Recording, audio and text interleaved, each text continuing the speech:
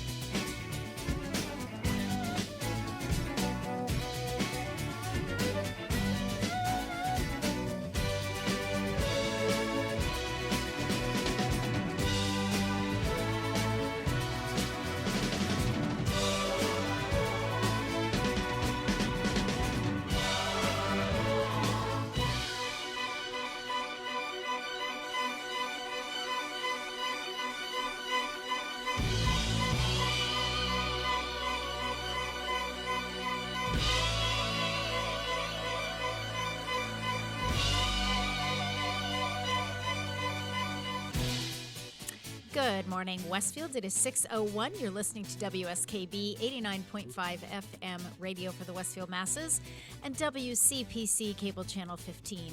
My name is Tina Gorman. I'm your Wake Up Wednesday host, and I am in the studio this morning with the chairman of the board, producer Pete Coles. Good morning, Pete. Good morning. So I know Pete is very congesty, raspy. I have the low voice today. Today's a good day to record liners or something. It is. You've got this very, dare I say it, Pete, this very sort of sexy voice over there, this very low voice. I have the real radio voice today. You do have the real radio voice today. Unfortunately, you're not feeling as well as your voice sounds. Really great. But oh, my Lord. yeah. I don't know what bloomed like Thursday or Friday, but it hit me hard all weekend. Yep. And now it's just, last night I was hacking all night, and You know, I think it's one of the things that's really hard to distinguish right now is the difference between allergies and a cold and, again, dare I say it, the big C, but, I heard there's a cold running around right now. Yeah, and a lot of people are just really suffering from allergies. I found that mine were a little, wonkier than usual over the weekend, and again, I couldn't tell you. Yeah. Pollen is everywhere, and those of us, and I feel like this is one of those years where people who say they've never even had a problem with allergies suddenly, feel well, like we're a they lot are, drier this year than we were last year. Yes, that is true as well. Yeah. So everything who knows? is blooming. Everything is blooming. We really had, I don't know what they had in Westfield last night. We had a really nice steady rain last night in West Springfield, and I'm hoping that we got it here in Westfield as well. But it was that perfect rain that just, Gary and I were sitting out on the front porch just listening to the rain at, about 7 o'clock, 7:30 last night. And I said, boy, I hope it does this for about the next 8 hours, just until, morning. And now sunshine is out. So I still have yet to put in my air conditioning. Really? I'm hoping to get through. Well, yeah. There's two reasons for it. One is everything's expensive. Right. I was going to say, one is to conserve, finances. And two, I might be getting better acclimatized to the heat. Oh, so when I go to Florida. Yes. Yeah. Yep. I might be in better shape. Yep. Good point. So yeah. Part of it is me being cheap. Well, yeah, but people are getting their bills now, Pete, and they're just getting. I'm running fans, and at night, I can push the cold air from the bedroom all the way through the house. So it doesn't get above like 75. Yeah. So I that's can not deal bad. with that. Yeah, I was going to say that's really not bad. No. That's not bad at all. Nope. Good. So keep all trying. Right. So did you do anything fun over the 4th of July or just kind of suffer I flew to Baltimore. You did? Yes. What did you do in Baltimore? I worked in the airport and then I came back. Oh, my gosh. The Southwest had a promotion. Fly anywhere we go for 50,000 points towards a companion pass for next year. So that was the impetus. Yeah, there was a hook. So I got the 50. So it got me like to 65,000 points you need Okay. 120. So I'm going to try to get enough over the year to make it because I want to go a couple places with Christy next year. Yeah. And if I only have to pay one airfare, well, heck. Well, that's huge. Right. That's a big difference. My brother gets it every year because his corporate card is Southwest. Oh, okay. So he racks up points like there's no tomorrow. Now, did you have any trouble? I mean, did you have any trouble like with air cancellations or anything? Nope. Oh, there Nope. it is. Perfect. Well, Yeah. Baltimore's a hub city, Yeah. so it pretty solid back and forth to Bradley. Yeah. I heard, I was listening, I heard on NPR the other day that they were saying a lot of the problems seem to stem out of Dallas. I'm Well, not a sure lot what of the that problems- was all about, but A lot of the problems where there's the pilots unions don't have contracts right now. yeah. A lot of them retired, Yep. and they can't fill slots fast enough. Right. Sound familiar? Yeah. Yeah, I do. Doctors, Yeah.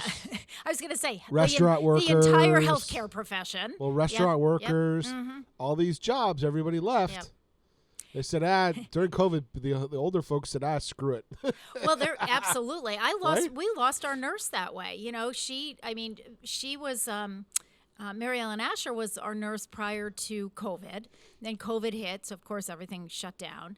And then because she didn't work for a year, she actually technically worked for Bay State because she was a gift from Bay State Noble Hospital to us. Right. So after a year, they said, well, we got to lay you off. And then when, the senior center reopens and you're ready to go back, just, come on back. But we have to go through the whole thing all over again. So, okay.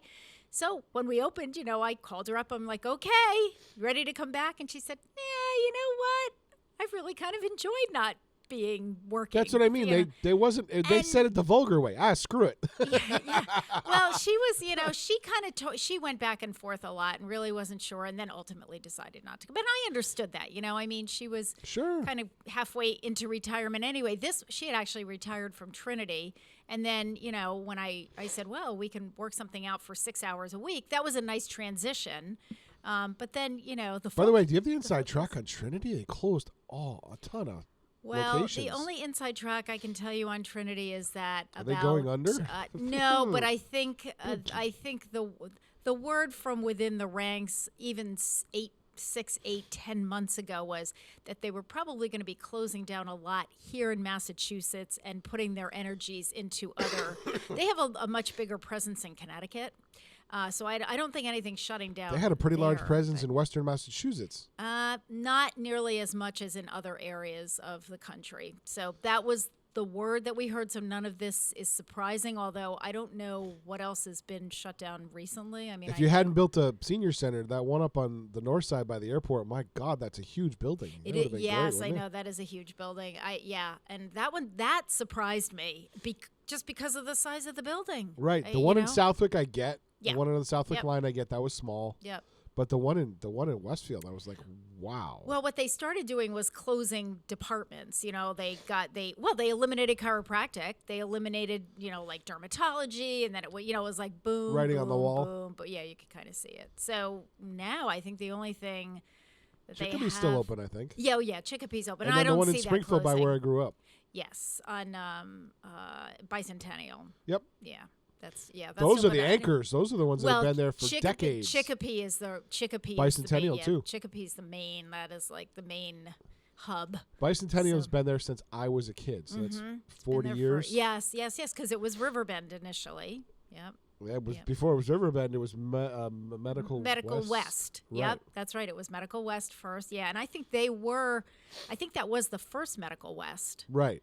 So yeah, you're right, Pete. I know. I go way that's been back because there that for- used to be yeah. where I went. Yeah, that's been there a long time. So, but otherwise, no, I do not have any other inside scoop other than It's just we were interesting that told building is that, yeah. enormous. And it it's empty. is. Yeah, which seems insane to me. City? Yeah, right. Fort Meadow? Yeah. Oh my Fort Meadow? goodness. Hello? Yeah. Anybody listening? Zap? Wake up, everybody. Everybody get back from vacation. Tune in. You could buy that building from Trinity. I'm sure they'd sell my it cheap Goodness. just to offload I it. don't know who, yeah, and I don't know. I mean, I think that Trinity owns that building because Catholic organizations think like to own they- property. Yeah. They just do. Yeah. Well, and I That's- think they built, 'cause that's where the they built value- that specifically. Yeah. I don't know, Pete. I'll get Gary on it. We'll find out what's going We on. should I should message Zap. Hey, that Trinity building's up for sale, or they probably, Yeah. I bet you they want to unload it. I haven't seen any for think sale so. signs, but I haven't either. But I bet you if the city made an offer, they'd But take I don't it. think that Trinity has any plans, to put anybody. It's not like they consolidated and then they moved something else in there. But that Right. building, Pete, interestingly, during COVID, that building was specifically only used for respiratory issues, because early in the pandemic, Gary got really sick, and of course, Get people out of there. we thought it was COVID, but it wasn't. He was tested like 5 times. This was very early on in the pandemic, like that first May and June. But that's when we found out, only respiratory, possible COVID, but any kind of a respiratory thing. So they could isolate the building. Yeah, that's what that building was used for. It was nothing else. And so, they weren't using the whole building for that. So, Right. yeah. All right, let's do a famous birthday. And but before we do that, Pete, so you went to Baltimore. Did you what was it like? I brought my tablet down there. Back and forth. Did work. Started working on some Babe Ruth stuff. Yep. Well, because I can work on everything remotely. Okay. Yeah. Had lunch, and then flew back. Basically, Okay, that was that. I was about in the airport for about 5 hours. In the Baltimore airport. Yep. Not Never the- had to leave security. Yeah, not the worst airport. I used to fly into Baltimore a lot. I have relatives that live outside of Baltimore. But I had to walk from the end of Terminal A Yep. all the way to the end of Terminal B. So during the day, I kind of Yep. meandered through the airport. Got your all the way. steps in. Yeah, 2 miles. Yep. Yeah, That's pretty good for absolutely. me. I know. Excellent. Yeah. All right, so let's do this first famous birthday. It is the birthday of the late Bill Haley, as in like Bill Haley and the Comets, Sure. singer, born on this date in 1925 in Highland Park, Michigan. He died in 1981. He was only 55. He had a brain tumor, but there was also a long history of alcoholism there, which is kind of sad. But great singer. During the 1940s, Bill Haley was considered, I thought this was interesting, one of the top cowboy yodelers in America, and he was known as Silver Yodeling Bill Haley. He started his career, as the Rambling Yodeler. He was in a country band. It was called the Saddlemen. In 1952, the Saddlemen were renamed Bill Haley originally it was Bill Haley with his Haley's Comets, and the name was inspired by the official pronunciation of Haley's Comet and was suggested by the program director at radio station WPWA, where Bill Haley had a live radio program each afternoon. There are a lot of, Pete, the more we do this, the more there are just a lot of famous people that started out on, Sure. little local radio. I mean, Most of them did, yeah. anything's possible. In 1953, Haling's recording of Crazy Man, Crazy, became the first rock and roll song to hit the American charts, peaking at number 15 on Billboard. Soon after, the band's name was revised to Bill Haley and the Comets. In 1954, Bill Haley recorded Rock Around the Clock. When Rock Around the Clock appeared as the theme song of the 1955 film Blackboard Jungle, starring Glenn Ford, it soared to the top of the American Billboard chart for 8 weeks. Haley and his band were important in launching the music known as rock and roll to a wider audience after a period of it being considered an underground genre. I can see that too, Yep. where back in that day. The single is commonly used as a convenient line of demarcation between the rock era and the music industry that preceded it. So Billboard separated its statistical tabulations into the years 1890 to 1954 and then 1955 to the present. After the record rose to number 1, Haley became widely popular by those who had come to embrace the new style of music. With the song's success, the age of rock music began overnight and ended the dominance of the jazz and pop standards performed by Frank Sinatra, Perry Como, Bing Crosby, Eddie Fisher, and Patti Page, to name a few. Haley soon had another worldwide hit with Shake, Rattle, and Roll. Bill Haley and the Comets were the first rock and roll act to appear on the iconic American musical variety series, The Ed Sullivan Show, and that happened on Sunday, August 7th, 1955, on CBS in a broadcast that originated, here's the little trivia for New England, from the Shakespeare Festival Theater in Hartford, Connecticut. Okay, Shakespeare and Company. Yeah. So I thought that was pretty cool. By the way, I also got to see a concert this weekend. Or Who this did you see? past weekend. Was it like Thursday or Friday or something? Okay. What'd you see? It was Jimmy Messina from Loggins and Messina. Really? Yeah. I And got where was he playing? tickets from Bruce Marshall. Out Yeah. in the hill towns in Huntington at a golf course. No kidding. On the golf course. Oh, I bet that. How was it? Was it fun? It was actually a lot of fun. Yeah, it was kind of Yeah. cool just to sit on the grass and Yeah. kind of like it's like a little bit of a bowl that they have on that green, and Yep. it works out great. So it was a Nice. good show. And when was it? Last Friday? Friday, yeah. Thursday or Friday, yeah. Well, Pete, the more I'm hearing about, communing with nature, that this could be Oh, yeah, I think it's allergies. my friend. Like, yep, we were sitting on the grass. It's like, oh man, I'd be Allergies a and then mess. dehydrated and then yeah. Yep, yeah, airport, the whole thing. It's kind of a rolling scale here. Yeah. Absolutely. All right. So it is 6:15. You're listening to WSKB 89.5 FM radio for the Westfield Masses and WCPC cable channel 15. We are going to listen to Bill Haley and the Comets singing Rock Around the Clock with this iconic song. We'll be back. 1, 2, 3 o'clock, 4 o'clock, rock. 5, 6, 7 o'clock, 8 o'clock, rock. 9, 10, 11 o'clock, 12 o'clock, rock. We're gonna rock around the clock tonight. Put your glad rags on, join me home. We'll have some fun when the clock strikes 1. We're gonna rock around the clock tonight. We're gonna rock till broad daylight. We're gonna rock around the clock tonight. When the clock strikes 2, 3, and 4, if the band slows down, we'll yell for more. We're gonna rock around the clock tonight. We're gonna rock till broad daylight. We're gonna rock around the clock tonight.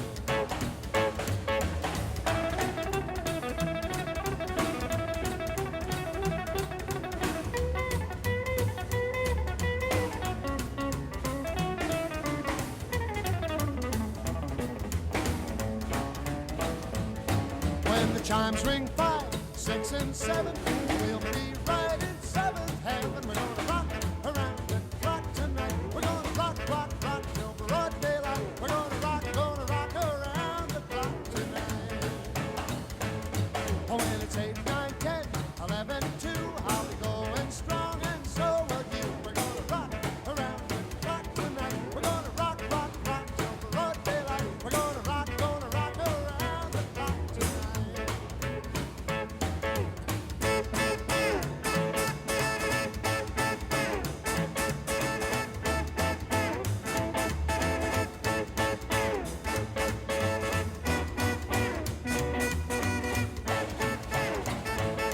When the clock strikes 12, we'll cool off, then start a rockin' around the clock again. We're gonna rock around the clock tonight. We're gonna rock till broad daylight. We're gonna rock around the clock tonight.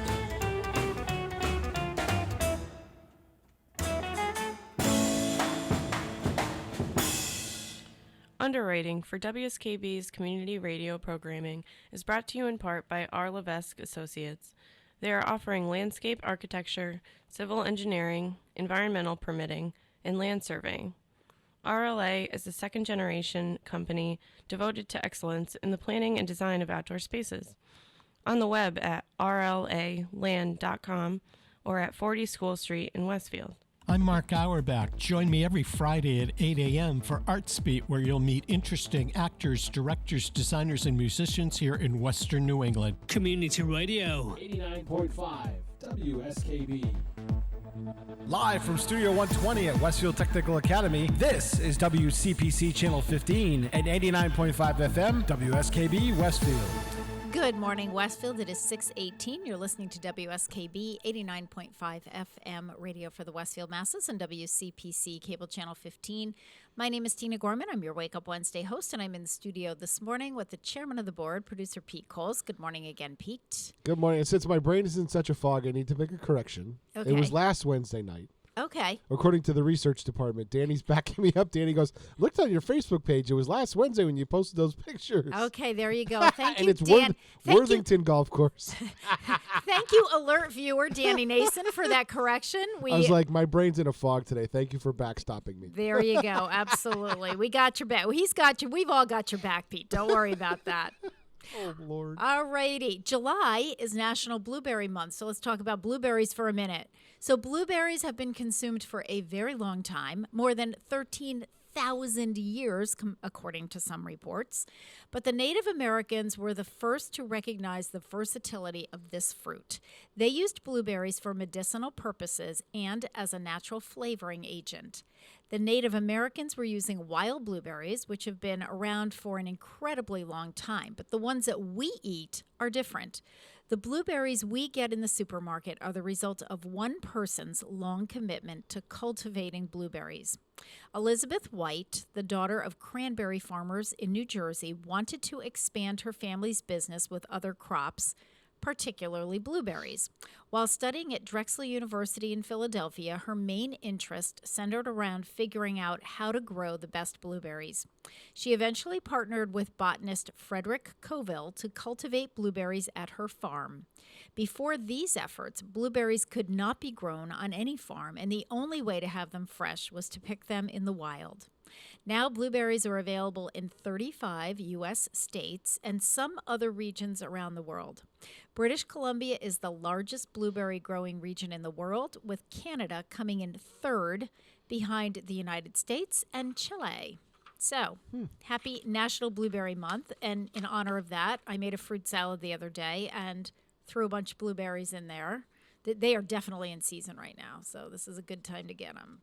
Blueberries, strawberries. Yep, picking. It's the season they're in, right? Yep, it is the season. Yep, Gary and my neighbor Norm Beals, my 88-year-old neighbor Normie, go blueberry picking every year, and they were just talking about it the other day. Gary said Norm he grew up in Huntington, so he has a friend who has a blueberry patches farm, whatever. So he said he had called him, and he said, "Yep, come on up. They're ripe for picking." Cool. All right, so that's that. Let's see, what time is it? Okay, let's do, well, let me just, I should announce that my guest later on this morning, and I don't know how to pronounce her last name. I think it's Moskal, Trina Moskal. She changed her name since I've known her. But Trina is an independent Medicare planning specialist, so she's going to talk a little bit about some Medicare basics, what you should know if you're turning 65, what plan is really best for you, how does Social Security work with Medicare, how are those two things connected, what parts of Medicare does somebody have to pay for and what parts of Medicare are free, and what's the difference, because in the old days there was one Medicare, and now we have all kinds of things going on with the Medicare program. So Trina's going to kind of, sort some of that stuff out. Many of you know, but if you don't know, our senior benefits coordinator, who was our Medicare specialist, Karen Noblet, has retired. Karen's last day was last Thursday. So we do have a number of, phone numbers for people if they need information before her replacement begins, but we do have someone hired, so we're very excited about that. And I anticipate that she'll be starting probably sometime in early August, would be my best guess. So we'll just have a few weeks with that will be benefit coordinator free. So we're just kind of pretending that the benefit on vacation. So, but Trina will help us to sort out at least some of those basics during the second hour. All right, birthdays. It is the birthday of First Lady, the late Nancy Reagan, who was born on this date in 1921 in New York City. Nancy Reagan lived to be 94. She just died in 2016. Right. But I didn't realize that she was 94 when she died. So she lived a right to the ripe old age.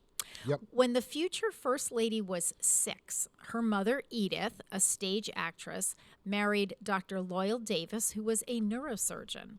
Dr. Davis adopted Nancy, and she grew up in Chicago. She received her, here's another little trivia thing here for you, Pete, New England trivia. She received her formal education at Girls Latin School and at Smith College in Massachusetts, where she majored in theater. After graduation, she became a professional actress. Nancy Reagan toured with a road company and then landed a role on Broadway in the hit musical Lute Song. More parts followed, and one performance drew an offer from Hollywood. Billed as Nancy Davis, she performed in 11 films between the years 1949 and 1956. She actually did her last film with her then husband, they were married at the time, Ronald Reagan. Nancy Davis married Ronald Reagan in 1952, and 4 years later, she retired from making movies. While her husband was governor of California from 1967 to 1975, Nancy Reagan worked with numerous charitable groups. She spent many hours visiting veterans, the elderly, and the emotionally and physically disabled. These people continued to interest her when she became First Lady, and she gave her support to the foster grandparent program, the subject of her 1982 book, To Love a Child. Increasingly, Nancy Reagan concentrated on the fight against drug and alcohol abuse among young people. She visited prevention and rehabilitation centers, and in 1985, she held a conference at the White House for First Ladies of 17 countries to focus international attention on the problem of drug abuse. Nancy Reagan died at home in Los Angeles, California. She's buried alongside her husband at the Ronald Reagan Presidential Library in Simi Valley, California. If you want to listen to a cool podcast about Ronald Reagan and Nancy Reagan, Yeah. Mike Rowe did one with Michael Reagan called Just Saying Yet. Okay. And it talks about the lessons he learned from his father and how his father, even though he was fairly wealthy, Okay. Didn't just kept him humble. Yeah. Just didn't just throw the money at him. Kept him, no, made him work for it. Yeah. Yeah. You know, he said my allowance was $5 a week and I worked for it. Yep. Until there was a trigger for it. Mm-hmm. And the trigger happened, and his father remembered it and gave him a increase in his allowance. But he said it wasn't until I was like 16. Yeah. Well, you know, I mean, And the stories he told about the Reagans and how their love affairs, unbelievable. Really? Yes. Okay. How humble. They said the ranch, you know, the Yes. final ranch, Yep. was just a ranch. It wasn't this big palatial thing. It was just a ranch house. Uh-huh. There was like Pretty no cool. heirs, That's pretty neat. no, you know. And when he had Mikhail Gorbachev on the horse, Uh-huh. that famous thing where the hat was wrong, Yeah. the only person that could tell him that it was wrong was Ronald Reagan. The only person he accepted from is Ronald Reagan. Yeah. And even then, it was like the aides were looking at it, going, no. And he said he was looking around. He says the greatest thing my dad brought me into all these things and to witness history because he wanted his history told properly. So Michael Reagan's now a docent at the Presidential Library telling stories that's perfect. About his own family. about stuff that moments Yeah. in history that he experienced with his father. Now that would be a museum tour that Oh, my you'd Lord. want to go on. And Great podcast if you want to listen to it. yeah, that sounds great. Mike Rowe, his podcast is called The Way I Heard It. Okay. You know, speaking of like kind of interesting historical kinds of things, so Gary stumbled onto over the 4th of July weekend, the Smithsonian Channel is Yes. doing, I don't know if it's called Aerial America. Yes, seen it. Oh my goodness. The narrator's It awesome. is so interesting. So, just I love for the narrator's viewers voice. that don't know what we're talking about, it's a program. It's 50 hours because they did an hour for every state, Right. and it's all done from the air. So all of the shots are They're all like sweeping helicopter and drone shots. right. I was going to say Gary said they had to have used drones for some of these And helicopters, too. and helicopters too. Yep. So we've been watching. So we watched the one on Massachusetts, and we just watched the one on New Jersey because Gary and I are both from New Jersey. Yep. I learned so much that I didn't know about the history of New Jersey. Yep. And I grew up there. I mean, you know, and I studied it. I was a little disappointed that they never talked about Morristown, New Jersey, which there's a lot of history in Morristown, and Gary and I grew up right outside of Morristown, and that's kind of what we knew about history. But it was really you only have an interesting. hour, though. Yeah, I know. That was There's I felt like they spent a little too much time on Atlantic City. But you know, and the same with Massachusetts. I felt like they never mentioned Smith College, which really surprised me because there are a lot of famous women that went to Smith College. That was my only disappointment about the Massachusetts one. But they did an awesome job. There's a companion series called Ariel Britain as well. Oh, okay. Okay. Well, we're working our way through. We wanted to see Virginia because we both went to college in Virginia. We wanted to see New Jersey and Massachusetts. I want to see Maine because, you know, I go to Maine. I visit Maine a lot. My brother lives up there. And so then we'll just kind of start branching out. Sure, yeah. But it's really interesting. So it's called Aerial America. It's on the Smithsonian Channel for those of you who might want to tune in. And If you have the Paramount Plus app, you can watch it on demand. yes, yeah.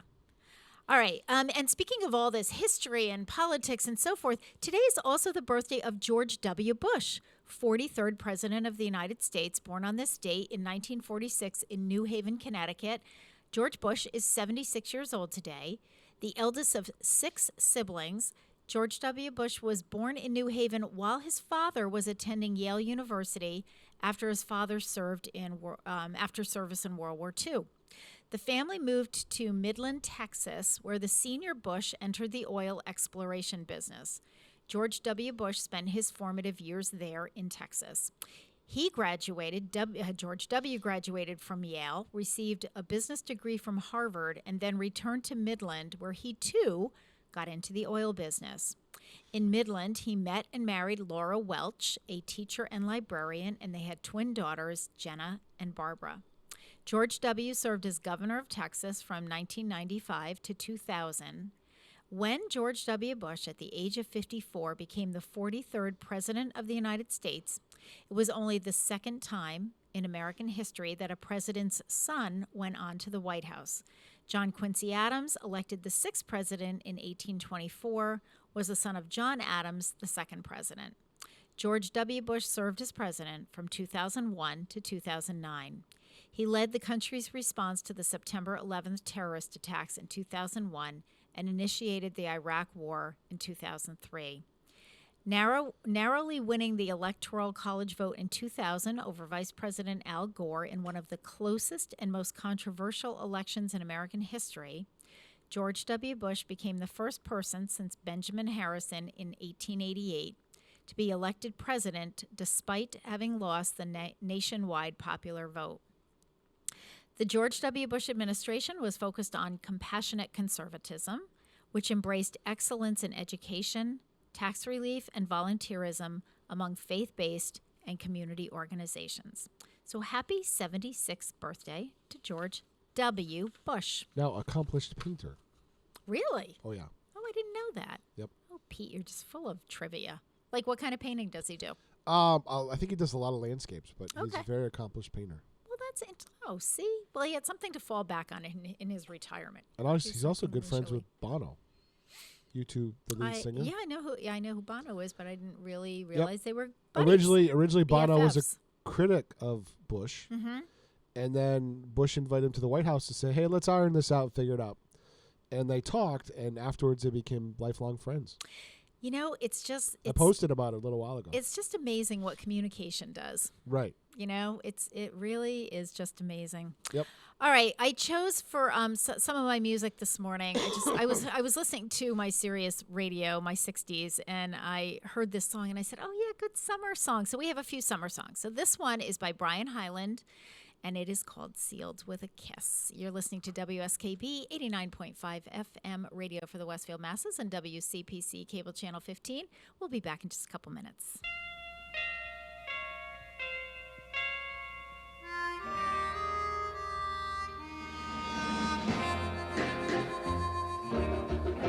Though we gotta say goodbye for the summer, darling, I promise you this, I'll send you all my love every day in a letter, sealed with a kiss. Guess it's gonna be a cold, lonely summer, but I'll fill the emptiness. I'll send you all my dreams every day in a letter, sealed with a kiss. I'll see you in the sunlight, I'll hear your voice everywhere, I'll run to tenderly hold you, but darling, you won't be there. I don't want to say goodbye for the summer, knowing the love we'll miss. Oh, let us make a pledge to meet in September and seal it with a kiss.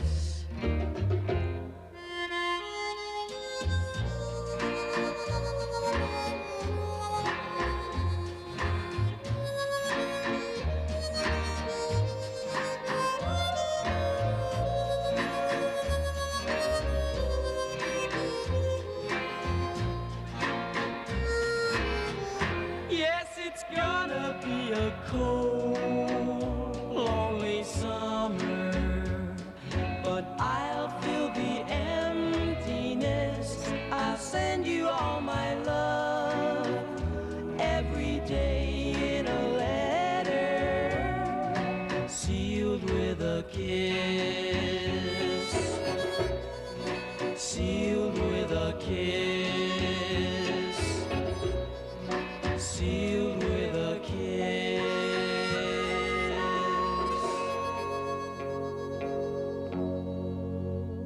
Support for community radio on WSKB is provided by Betts Plumbing and Heating Supply Company, an independent, family-owned wholesaler serving Westfield for over 50 years, specializing in plumbing, heating, and industrial piping supplies. On the web at bettsplumbing.com or at 14 Coleman Avenue in Westfield. Underwriting for community radio on WSKB is brought to you in part by Rockies. Over 30 convenient locations throughout Massachusetts, Rhode Island, New Hampshire, Connecticut, and Florida. One of the nation's largest ACE dealers. Expertise and great product selection in paint, hardware, lawn and garden. That's Rockies. Rock solid service since 1926. On the web at rockies.com. Join us every Thursday morning from 6 until at least 7:30. Check out the Bobby G and Company Show right here on WSKB 89.5 Community Radio. 89.5 WSKB. Live from Studio 120 at Westfield Technical Academy, this is WCPC Channel 15 and 89.5 FM WSKB Westfield. Good morning, Westfield. It is 6:36. You're listening to WSKB 89.5 FM radio for the Westfield masses on WCPC Cable Channel 15. My name is Tina Gorman. I'm your Wake Up Wednesday host, and I'm in the studio this morning with the chairman of the board, producer Pete Coles. Good morning again, Pete. Good morning. I feel like you and I are the only people in this building. Are there any Custodians custodians? are here. Are they here? They Yeah. are so quiet. I haven't heard them out. Usually you can kind of hear them, or I think you they're know, in a different see part 'em. of the building. Yeah, they must be. And you know, that's I find in the summer. Or they're hiding out, That- waiting to go. Well, I find in the summer that's what they do, though. You know, they have different projects that they're working on, and they're usually sort of in one area and, you know, waxing floors Yeah, and they have to whatever. do all you the know, floors, they yeah. have to do all that stuff over the summer. So Yep. usually I kind of hear or see, but I have like heard and seen nothing. But it is also one of those strange weeks. A lot of people are on vacation this week, you know, because you could take 4 days of work off and get 9 days of vacation. You know, you got 2 weekends there, one of them a long weekend. So definitely a week to head out. Yep. And I'm almost due for my trip. One more week, and then I'm off to Florida. I know. Yeah. I think Kenny said he exactly. would come in for 1 week if people want to do shows. Okay. All right. He's going to Well, reach we out gotta- to everybody to find out what Okay. week is good. Okay. All right. Sounds good. I told him that's his responsibility. What did you say? That's your responsibility. I'm not going to deal with it. Yeah, exactly. Well, I may just be. I don't know. We'll see. You know, I may just be doing all best ofs, but we'll That's see. fine. We'll see. All right. So listen, you know, we can tell that things are, I don't want to say things are getting back to normal, but at least there's some sense of normalcy because Stanley Park is once again hosting their free children's performances every Friday morning, starting the day after tomorrow. So this is pretty cool for those of you that forget, or for those of you that, you know, realize because pre-pandemic you didn't have maybe children or grandchildren to enjoy this. But Friday mornings for children at Stanley Park has been a tradition for many summers, as long as I've been doing this show, because I remember announcing these the first summer 8 years ago or 9 years ago that Dan Sure, yeah. Knapping and I did the show. So the performances are scheduled every Friday at 10 in the morning. And they will start, as I said, this Friday, July 8th, and they will go through August 12th. They're in the Beverage Pavilion Annex at the park, which is located at 400 Western Avenue. There's no charge to attend, so these are free concerts. Chairs are provided. Now, the only thing is, if there's really bad weather, that may cancel the performance, you know, if it's thundering and lightning or something like that. But generally speaking, you're under, you know, you're covered. You're under the pavilion there, so you're okay. So they're starting out with one of my all-time favorite performers. I've actually had him at the Senior Center. He's just so much fun, and he's really multi-generational. It's Tom. His nickname is T-Bone, so it's Tom T-Bone Stankus, and he will present Camp Muckalukka. And he's fabulous. There was an article. There was an article in the Westfield News about the entire concert series, but there was also one just about T-Bone, and it says. Stankus, affectionately known to his audiences as America's musical Pied Piper, has performed his high-energy shows for thousands of people throughout the United States since 1972, inspiring them to clap, sing, and dance. This is full-contact entertainment at its best.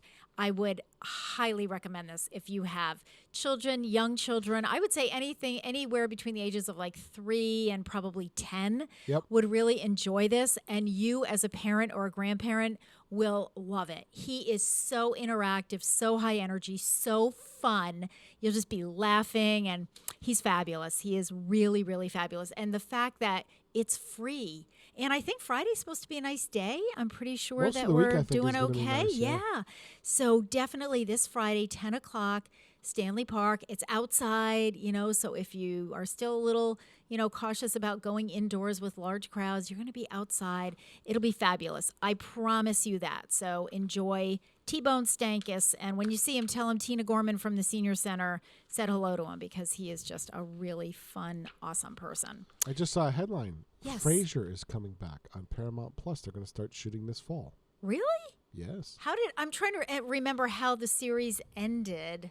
Like, where was he? I think it ended in the radio studio. Life. He okay. I think it ended in the radio studio because they show a picture of him, and the whole cast is in the window outside of the studio. Well, that's kind of neat.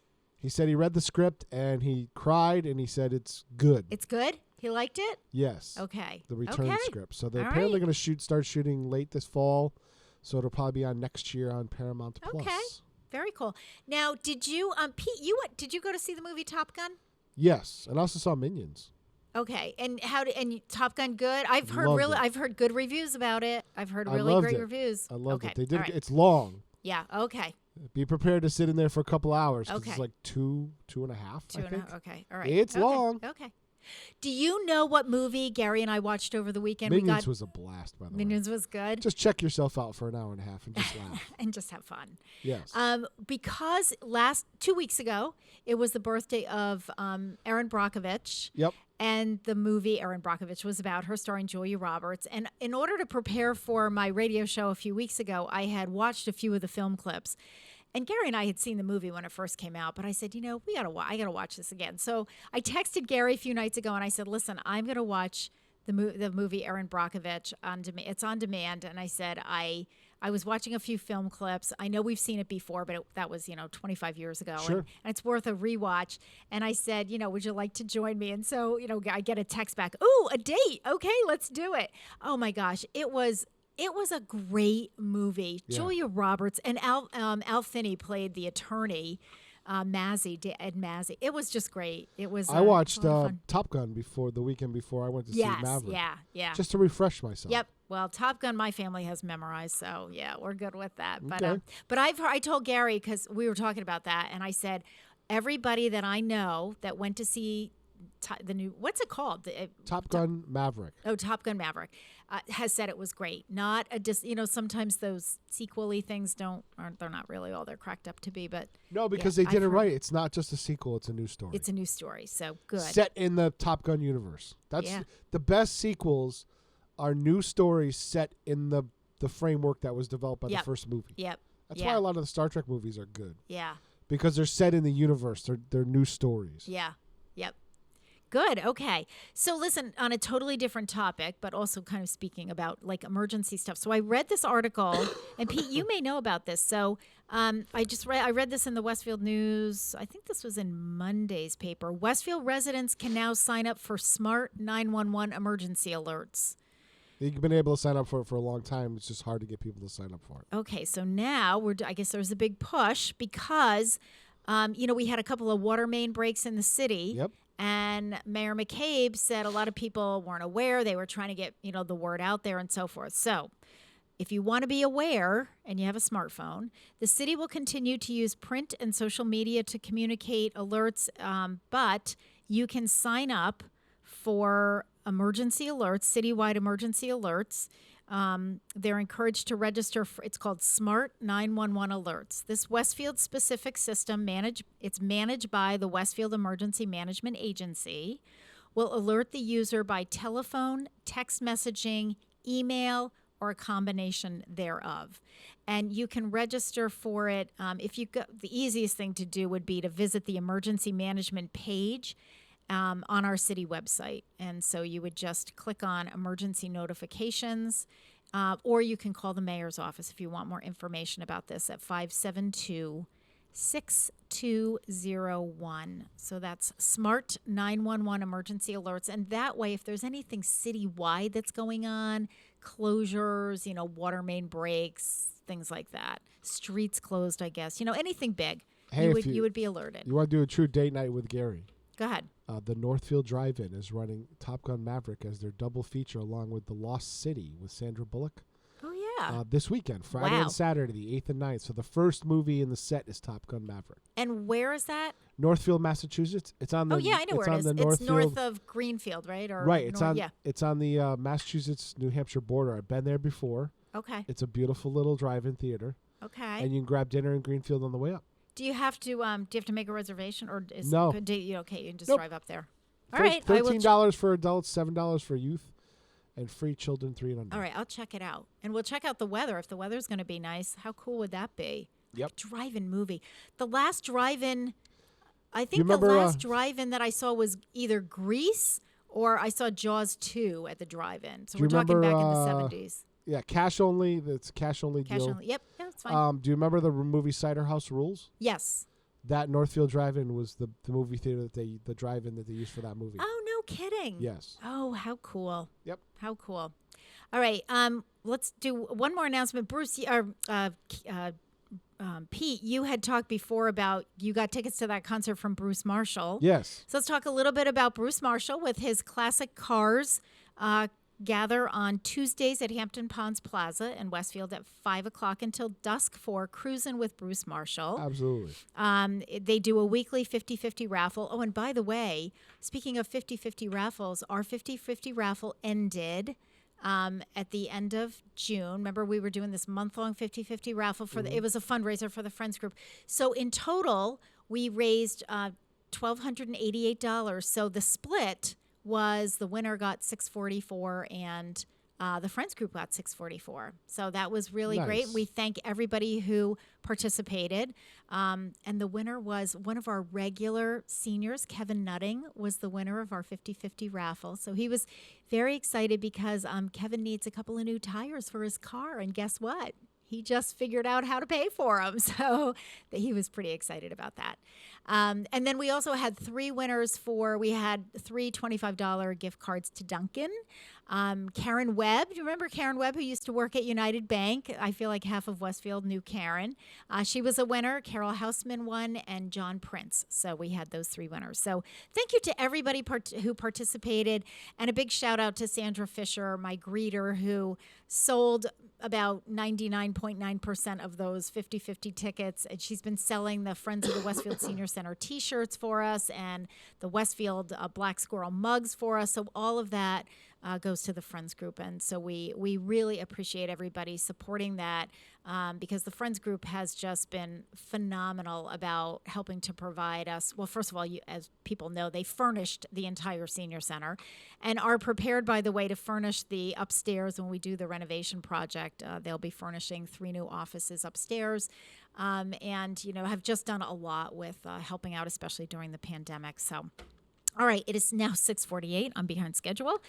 You're listening to WSKB 89.5 FM radio for the Westfield Masses and WCPC Cable Channel 15 in honor of it being National Blueberry Month, July's National Blueberry Month. We got to listen to Fats Domino singing Blueberry Hill. We'll be back.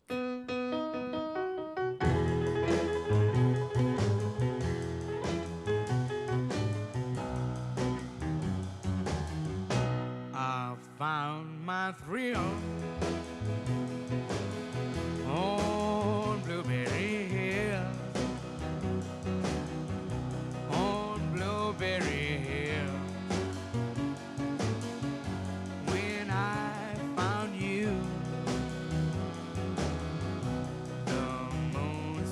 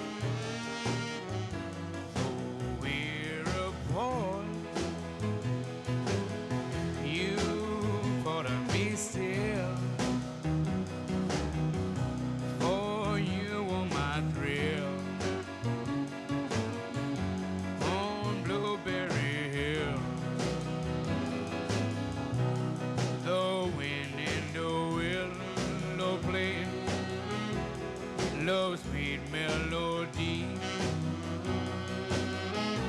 But all of those vows you made were only to be. Though we're apart, you thought of me still. Oh, you were my thrill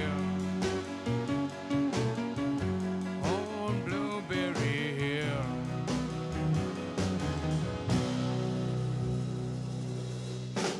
Support for the community programming of WSKB is provided by the Barnes and Noble College Bookstore in the Ely Campus Center, offering Westfield State t-shirts, sweatshirts, and gift merchandise, all of your academic needs, and offering textbook materials in new, used, ebook, and rental formats. Available at the bookstore on campus or online at westfieldState.bncollege.com. This is Ken Stomsky from Ken's Den on WCPC 15 and 89.5 FM, Tuesdays, 8 to 10. Community Radio. 89.5 WSKB. Live from Studio 120 at Westfield Technical Academy, this is WCPC Channel 15 and 89.5 FM, WSKB Westfield. Good morning, Westfield. It is 6:52. You're listening to WSKB 89.5 FM radio for the Westfield masses and WCPC Cable Channel 15. My name is Tina Gorman. I'm your Wake Up Wednesday host, and I am in the studio this morning with the chairman of the board, producer Pete Coles. Good morning again, Pete. Good morning. So just a reminder that Thursday we have the farmers market here in Westfield. So that's noon to 5 p.m. on the grounds of the Episcopal Church of the Atonement, which is located at 36 Court Street. It's across the street and just down closer to the green from City Hall. And just please make sure that if you attend, that if you drive, that you park in the church parking lot, which is located around the corner, right off of Holland Street and in the back of the church. So that will be tomorrow. And again, should have good weather for that. So I would really encourage you to get out there. Unfortunately, the farmers market, I don't get their newsletter. They do a weekly newsletter and they say who the vendors are going to be that week. They don't get it to me until I'll have it when I go back to my office. And I've said to them, listen, if you want me to announce vendors, you got to get it to me on Tuesday night so that I can, make that announcement. Not like, at 11 o'clock on Wednesday morning. But we know it's, all good stuff. And, as Pete and I were talking about before, things are in season now. So get on out there and get your fresh fruits and veggies. Today, July 6th, is the birthday of Sylvester Stallone, actor, director, born on this date in New York City. He's 76 years old today. He and George Bush are both 76. George W. Bush, both 76. Sylvester Stallone, he's an interesting character. He had a difficult childhood. Both he and his younger brother, Frank, were adversely affected by their parents' hostile relationship, which later ended in divorce. And he and Sylvester Stallone actually spent some of his earliest years in foster care. When he was 5 years old, his father moved the family to the Washington, D.C. area where his dad started his own beauty parlor chain. Sylvester Stallone lived in Maryland for years, staying with his father after his parents' divorce in 1957. He struggled emotionally and academically, and he was expelled from several schools. A few years later, Stallone went to live with his mother and her second husband in Philadelphia. There, he attended a special high school for troubled youth. After graduation, he eventually went on to college. First, he attended the American College in Switzerland, where he studied drama. And then he went to the University of Miami, again choosing to focus on the dramatic arts. Stallone left school before completing his degree to move to New York City to pursue an acting career. He rose to fame as the writer and lead of the Academy Award-winning boxing film Rocky. Released in 1976, Rocky became a critical and commercial hit. The film went on to earn 10 Academy Award nominations, including nods for Best Actor, Director, and Picture. Rocky faced stiff competition in the Best Picture category from such films as Taxi Driver, All the President's Men, and Network, but it proved to be the small film with a powerful punch, and it nabbed the coveted Oscar. The story of Rocky Balboa, the quintessential underdog, also struck a chord with moviegoers and earned the film more than $117 million at the box office. Stallone went on to become one of the biggest action stars in the world, reprising his character from Rocky and First Blood for several sequels.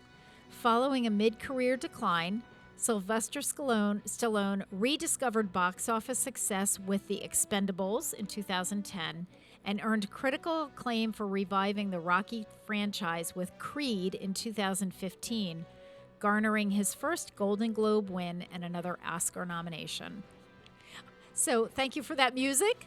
Thank you for... Bill Conti wrote a really great score for that movie. Yeah. Oh, that was a great... Yeah, that was an That's awesome... the fanfare for Rocky. Yeah, that was an awesome... That was a great film. That was another one of those sort of classic, films from the 70s. Go Sylvester Stallone. And then finally, this one was really cool too. Today is the birthday of the late Merv Griffin, television host and media giant. Merv Griffin was born on this date in 1925 in San Mateo, California. He died in 2007 at the age of 82. Merv Griffin started as a singer on radio, again, back to radio we go, at the age of 19. Sure. Appearing on San Francisco Sketchbook, that was the name of the radio program, a nationally syndicated program based at KFRC. Now, here's what was interesting about Merv Griffin. He was overweight as an adolescent and a young man, which disappointed some radio fans when they saw him in person. He wrote years later in his autobiography that there was a deliberate effort to keep the public from finding out how he looked. He resolved to change his appearance, and he lost 80 pounds in 4 months. When he became increasingly popular with nightclub audiences, and his fame soared among the general public with his 1950 hit, I've Got a Lovely Bunch of Coconuts. At one of his nightclub performances, Griffin was discovered by Doris Day. Day arranged for a screen test at Warner Brothers. Griffin appeared in several films, and I think a lot of people don't know that about Merv Griffin, but he actually made a lot of movies, but he became disillusioned with movie making. He bought his contract back from Warner Brothers and decided to devote his attention to a brand new medium, television. From 1958 to 1962, Merv Griffin hosted Play Your Hunch, a game show produced by Mark Goodson and Bill Todman, who also did a ton of other game shows. Exactly, yeah. From 1965 to 1986, he hosted his own talk show, The Merv Griffin Show. The show ran for 21 years and won 11 Emmy Awards. Griffin was not shy about tackling controversial subjects, especially the Vietnam War. The guests on the show were an eclectic mix of entertainers, authors, politicians, and personality performers like Zsa Zsa Gabor. Merv Griffin also booked controversial guests like George Carlin, Dick Gregory, Richard Pryor, Norman Mailer, and Bertrand Russell. It's funny when those guys were controversial. You know what, Pete? Now Isn't they're that a milk toast. They would be like nothing right now. Right. But back in that day, it was very controversial. It's all, it's all relative. Yeah, sure. When philosopher and anti-war activist Bertrand Russell used the show to condemn the war in Vietnam, Griffin was criticized for letting Russell have his say. Merv Griffin also created the game shows Jeopardy! And Wheel of Fortune through his production companies Merv Griffin Enterprises and Merv Griffin Entertainment. And I don't know, I think one of the funniest things about the whole Merv Griffin show, I used to watch the Merv Griffin show when I was a kid, and they were saying that show was all over the map. In some areas of the country it was on prime time, and others it was on it was where I grew up in northern New Jersey, and it was on late afternoon, like I think 4 to 5 before the but and it was replaced by Donahue. Donahue came in like right after Merv Griffin. Right, and Donahue, at least in my area, was on in the morning. That was like a morning. That was like a 10 to 11 o'clock morning talk show. Yep. But Merv, there was this. I don't know if you ever saw the Seinfeld episode where they're throwing out the Merv Griffin studio. They're throwing out the set. The set, yeah. And Kramer finds it. They just have it in a back alley, like we're going to get rid of it. And Kramer finds it, and brings it to his apartment, which of course he lives across from Jerry Seinfeld, and he sets it up as, and then he conducts, like he pretends like he's Merv Griffin. And so everybody who comes into his apartment is, a guest who has to sit down. That's funny, on the it's couch. Absolutely hilarious. It's one of my favorite Seinfeld episodes, and every time I hear the name Merv Griffin, I think of that episode. All right, it is 7 o'clock, so we're going to take a break. I have a few more announcements. And your guest is here? I know my guest is here. She's scheduled for 7:15, and I'm going to make her wait because we have a few other things that we have to get through. So you're listening to WSKB 89.5 FM radio for the Westfield masses and WCPC cable channel 15. We'll be right back to talk about National Cell Phone Courtesy Month. We'll be back.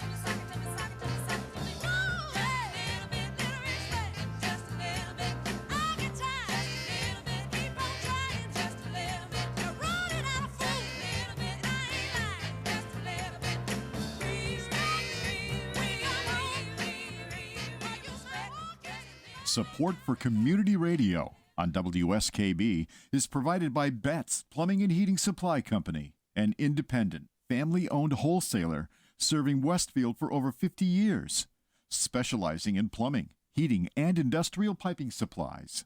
On the web at bettsplumbing.com or at 14 Coleman Avenue in Westfield. Hi, it's Bob Plass, and I have Wow, It's Tuesday, every Tuesday, 6 to 8. Wow, it's Tuesday. Community Radio. 89.5 WSKB. I did it! Live from Studio 120 at Westfield Technical Academy, this is WCPC Channel 15 and 89.5 FM, WSKB Westfield. Good morning, Westfield. It is 7:04. You're listening to WSKB 89.5 FM radio for the Westfield masses and WCPC cable channel 15.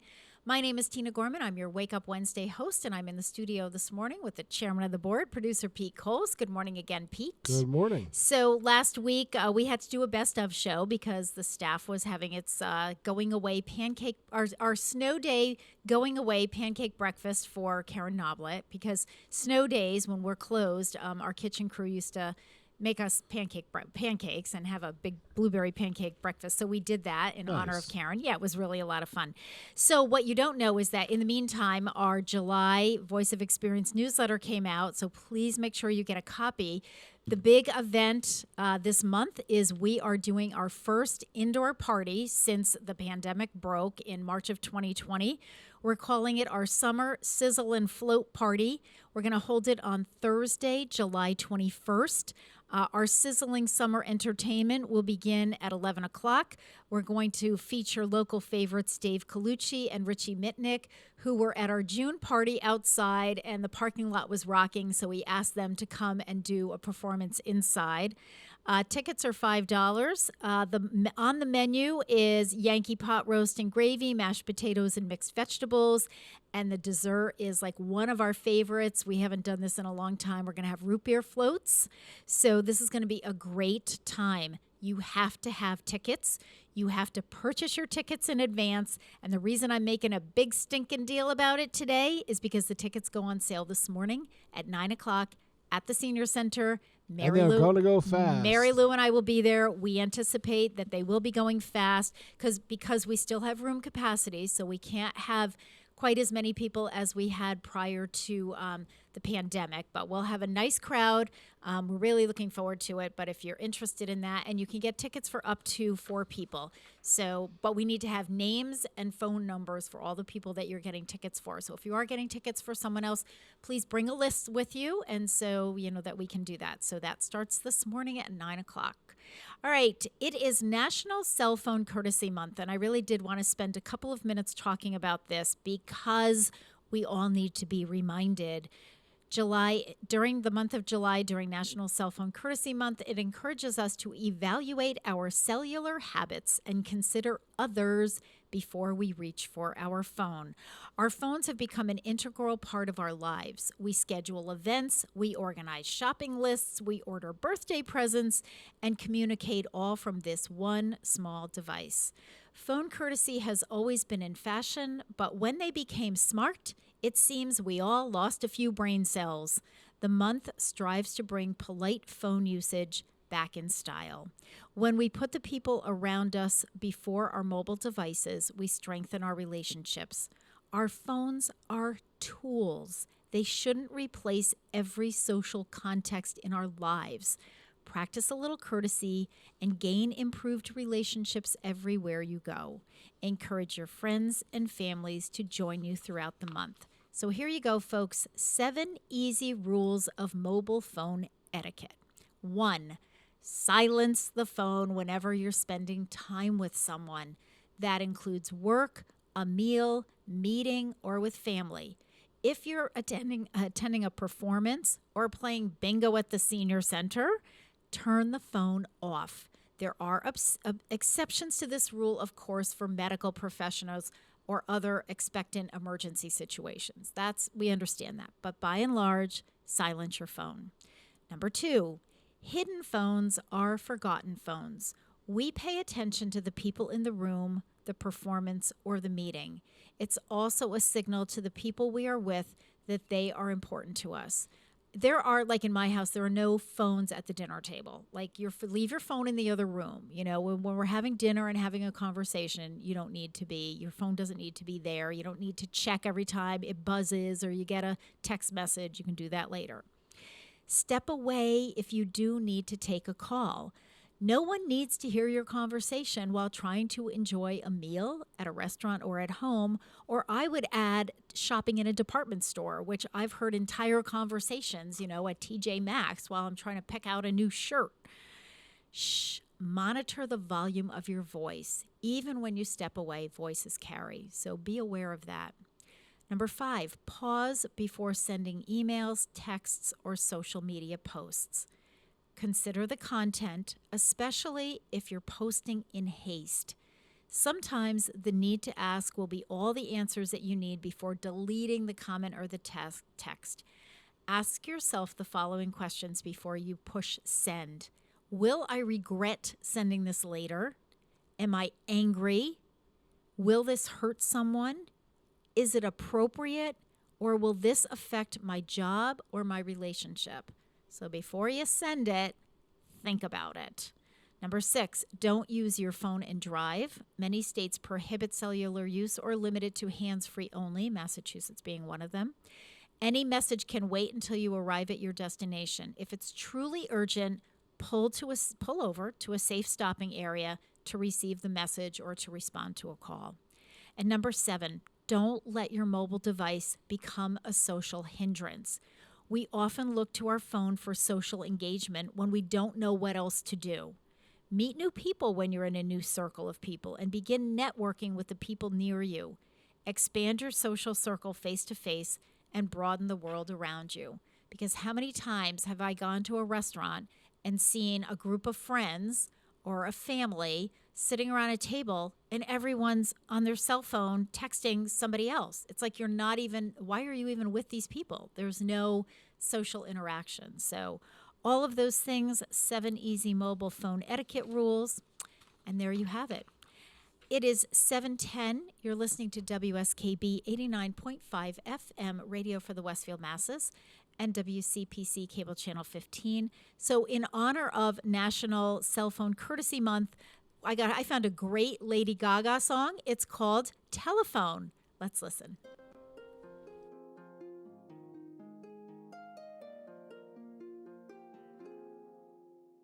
Hello, hello, baby, you called, I can't hear a thing. I have got no service in the club, you say. What did you say? Oh, you're breaking up on me. Sorry, I cannot hear you, I'm kinda busy. Kinda busy. Sorry, I cannot hear you, I'm kinda busy. Just a second, it's my favorite song they're gonna play. And I cannot text you with that drink in my hand. You should've made some plans with me, you knew that I was free. And now you won't stop calling me, I'm kinda busy. Stop calling, I don't wanna think anymore. Got my head and my heart on the dance floor. Stop calling, I don't wanna talk anymore. Got my head and my heart on the dance floor. Stop telephoning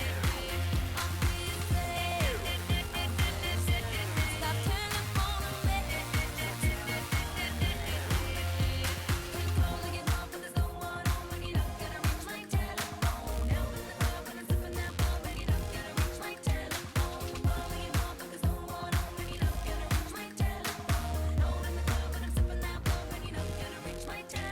Wanna wake you blowing up, my phone won't make me leave no faster. Put my coat on faster, leave my girl go faster. I should've left my phone at home, cause this is a disaster.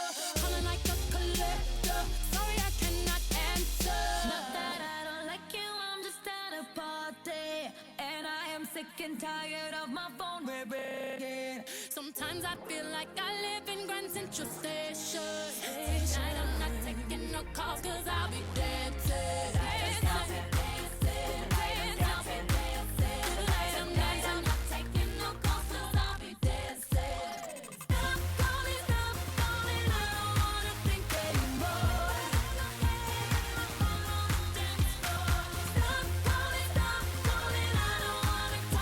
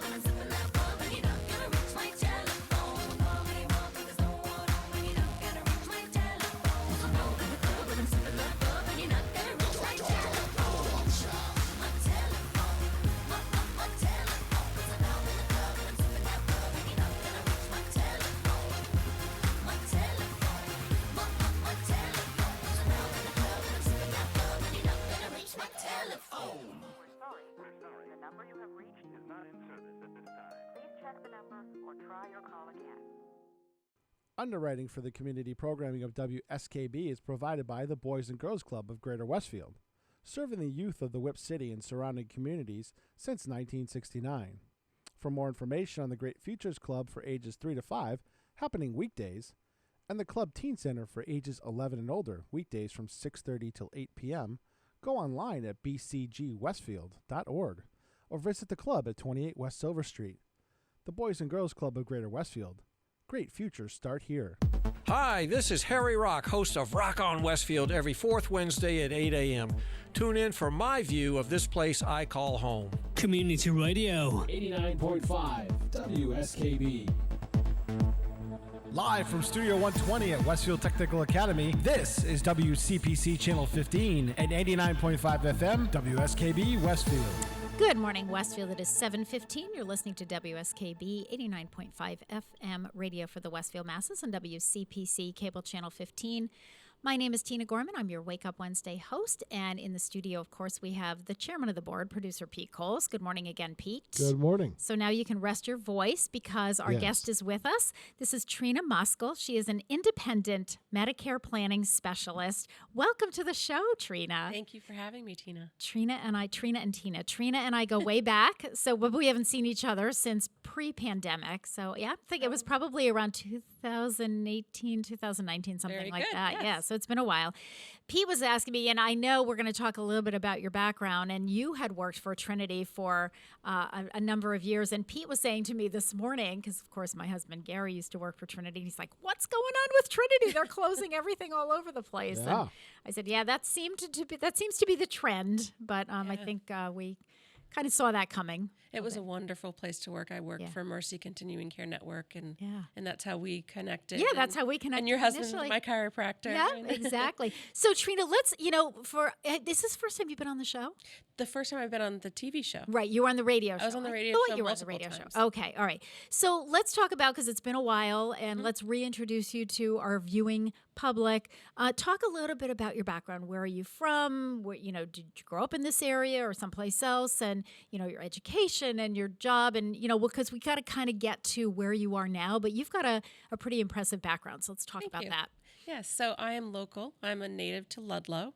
I come from a big family, and I've been in and out of the area over the years. I came back to the area from Southern California in 2010. Oh wow! So where did you go to college? Were you? So I went to New England, college in New Hampshire, mainly my bachelor's degree in New Hampshire, and I just received my master's degree.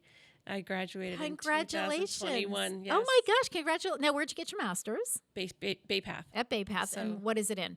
It's in healthcare leadership. Yeah.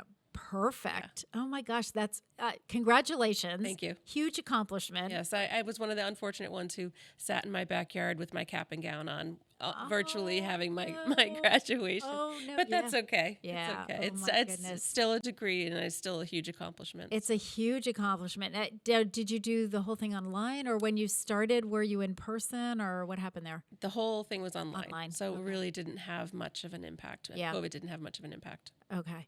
Yeah. Well, congratulations. Thank you. Thank you. So, all right. So let's go from your undergraduate degree. So then what was your first job? Where did you start in this whole So I actually started in the dental industry. Okay. After I got my I was a dental assistant in East Longmeadow.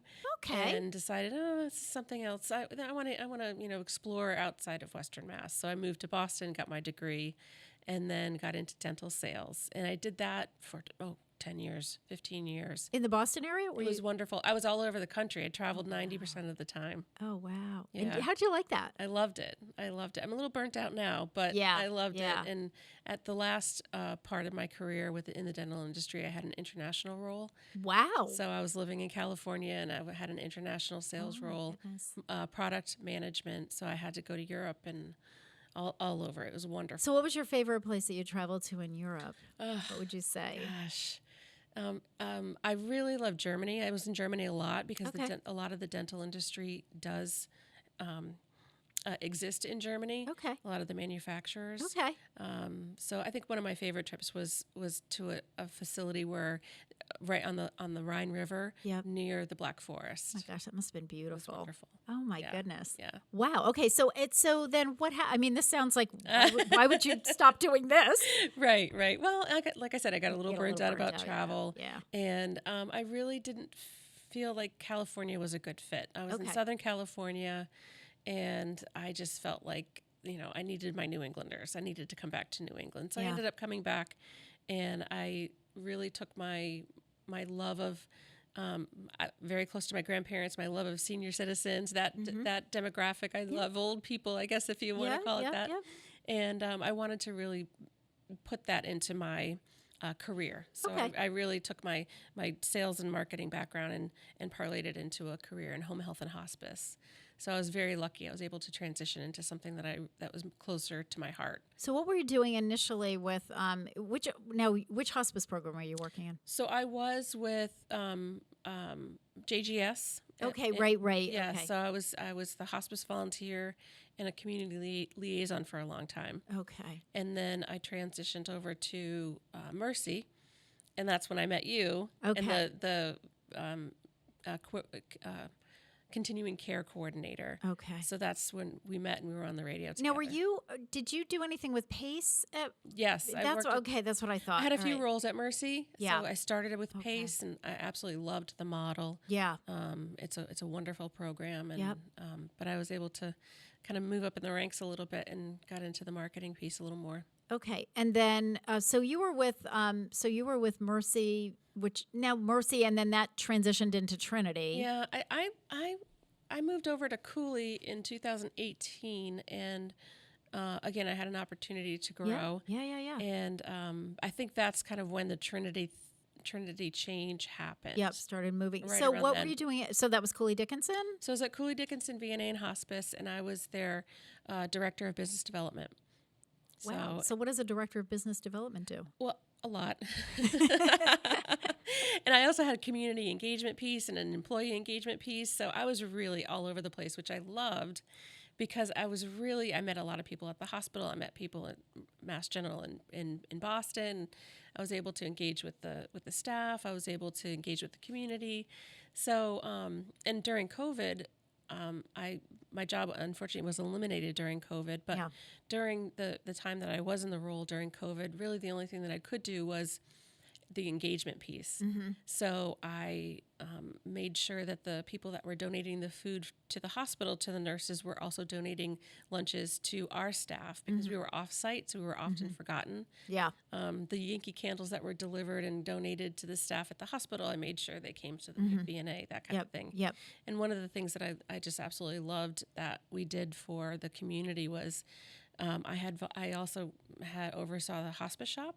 Okay. So I had all these volunteers who had nothing they could do. Right. And I also had staff who were asking me, what can I do? I want to do something for the community. So I was able to connect the community people, the people who wanted to volunteer with all the senior living facilities that were not able to get out. People made cards, people donated money. I bought flowers. Yeah. I delivered really just little rays of sunshine for the communities. And I had people donating food, like Miss Florence Diner donated cookies, and I mean it was just wonderful. Which was so I mean that was so needed. I can't tell you how many we spent so much time doing deliveries of game bags and gift bags, and and we would break it down like our bingo players, our card and pool players, and we would just kind of try to rotate around and make sure that we're getting to everybody. It's just like our fitness classes and our do re mi singers, because we would have these big groups that had come in pre-COVID.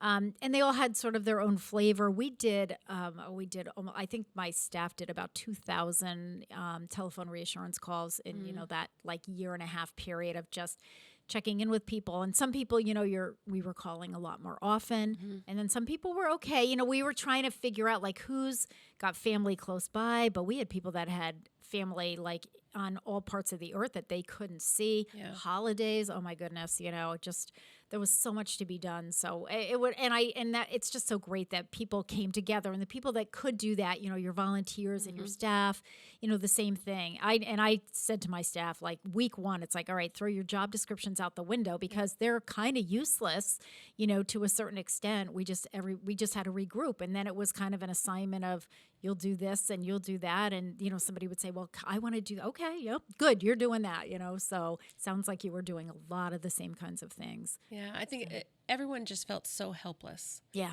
And unable to help, and everybody wanted to do something. Right. So it really gave people an outlet to make them feel better about the situation. Absolutely. And especially we also focused on the nurses in the assisted livings, and I mean they had it the worst.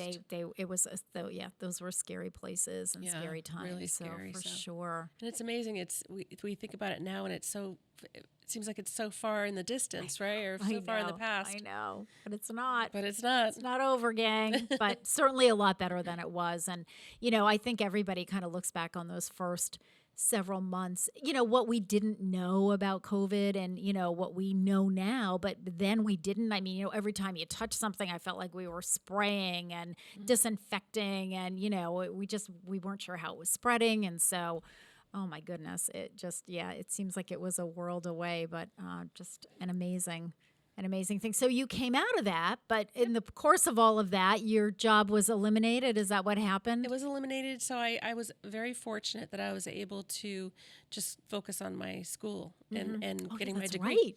Right. So I had just started good timing. It was kind of a good timing. So I was able to take some time off, and then I had, kind of this idea presented to me to, look into this Medicare piece, because I really do want to continue to work in like the senior centers. And helping people in this way. With older adults in some capacity. Yes, exactly. So to be able to explain a really difficult and complicated subject matter in a way that truly helps people, and it has been very, very rewarding. I really, really like it. And on top of being rewarding and liking in the demographic that I'm working with, it's also enables me to work anywhere.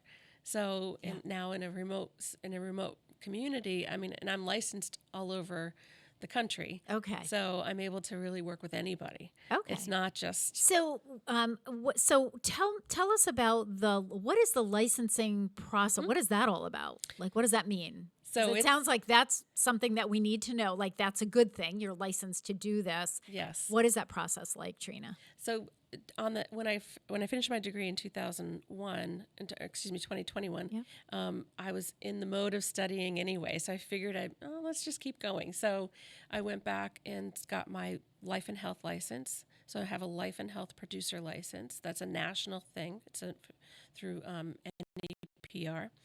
And then I also have my AHIP certificate, which is specific to Medicare. Now, what does that stand for? So I knew you were going to ask me that. And you don't know off the top of your head. No. But it's AHIP? Yes, and it's through CMS. So if you know the CMS guidelines, they are guidelines for all of healthcare. Okay. So I have that certification. And then I am contracted with 7 different carriers. So there are multiple carriers that can provide Medicare to people. Mm-hmm. So you don't have to go straight through the government anymore. So for a long time, the majority of the time, 45 years, Medicare was strictly a government-provided program. Right. A few years back, maybe 15 years back, the independent insurance companies were able to lobby their way into this space. Mm-hmm. So now we have something called Medicare Advantage, which is a thumbnail sketch. Really, it's just like your employer insurance, employer benefits. It's that same exact plan. So you have things in an Advantage plan that you don't have in original Medicare, like dental coverage, vision coverage, hearing coverage, that kind of thing. 24-hour nurses, a host of things that you get on these Advantage plans that are different. But also, if people really like to have, kind of an a la carte. Yep, that original Medicare plan. That original Medicare is still there and they still have available. That option. Yes. Okay. So, Tina, AHIP stands for America's Health Insurance Plans. Thank you. Thank you. Pete is like a wealth of information. Plus, he can look things up really quickly for us. Thank you, Pedro. I thought to look that up this morning. I should know what that means. I know. Well, and one of the things that happens on this show, and I'm sure it happens on the other shows as well, is people throw around the acronyms because we're used to that. But the viewing audience has no idea what we're talking about. Yes. So I generally have to. I told the school department there are no acronyms, that they have to define them all, and they've gotten used to it now. They just do it. Yeah. Well, I usually they have tons of them. I nail my guests right away. Well, we all do, and I'll tell you something else. When we built the brand new senior center, which is not brand new anymore, but we still think of it that way, and I had to go to all those construction meetings. I had to learn a whole new vocabulary because they're throwing around their acronyms, and I'm sitting there going with a hard hat on, going, what are we talking about? Like, give me a category here. Yeah. But you learn it. You learn it after 6 months. I was like throwing around the acronyms myself. But at the time I didn't know. This topic has acronyms Okay. galore as well. All right. So, you know what? Let's take a little break. We now, have a better idea of your background. My guest this morning is Trina Moskal. She is an independent Medicare planning specialist. So I wanted, we're going to take a little break. And when we come back, we're going to talk about, we're going to start from the beginning. Like, what do I need to know? We've had a ton of phone calls because of all these baby boomers, myself included, saying, okay, we're turning 65. What do we do? Yeah. So we're going to start there and then work our way through some of the Medicare stuff. We're going to listen to it's Bill Haley's birthday today. We listened to Rock Around the Clock. We're going to listen to Shake, Rattle, and Roll. We'll be back with Trina Moskal.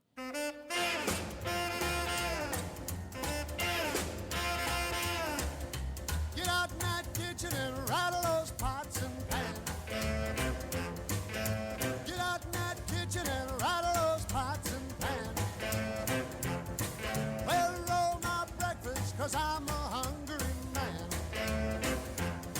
I said shake, rattle and roll. I said shake, rattle and roll. I said shake, rattle and roll. I said shake, rattle and roll. Well, you'll never do nothing to save your doggone soul. Wearing those dresses, your head done up so nice. Wearing those dresses, your head done up so nice. You look so warm, but your heart is cold as ice. I said shake, rattle and roll. I said shake, rattle and roll. I said shake, rattle and roll. I said shake, rattle and roll. Well, you never do nothing to save your doggone soul. Go! Go! Go! Go! Go! I'm like a one-eyed cat peeping in a seafood store.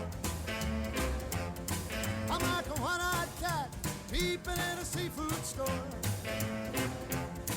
I can look at you, tell you don't love me no more. I believe you're doing me wrong, and now I know.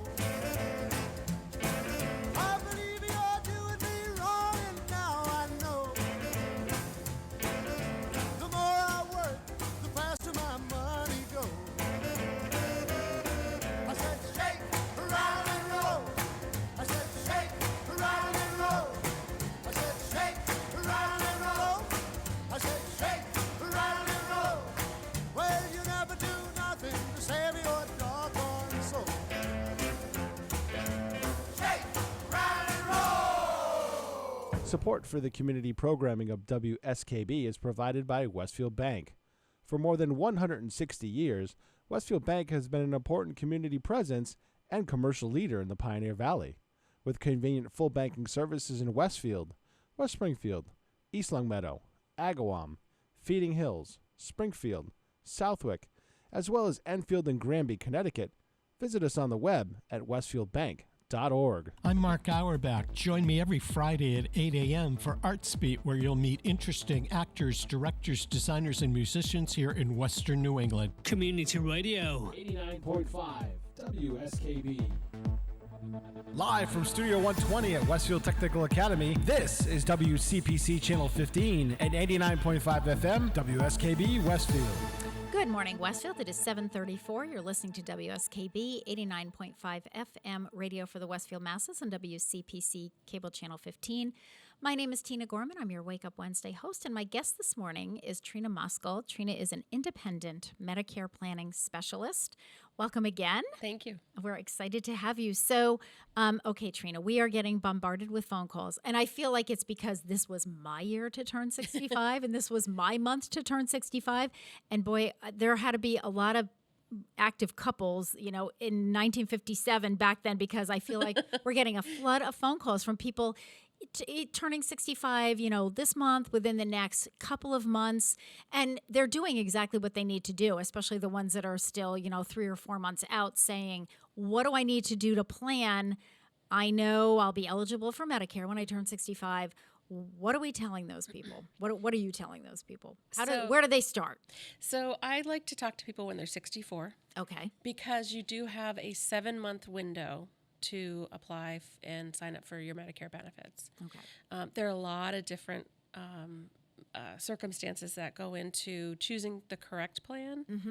You could have, pension, you can have all these other benefits involved. Yeah. But you do have the 3 months prior to your birth month, and then the 3 months after your birth month, and your birth month. So that's your 7-month window. Gotcha. So you will not receive any type of penalty for that. Okay.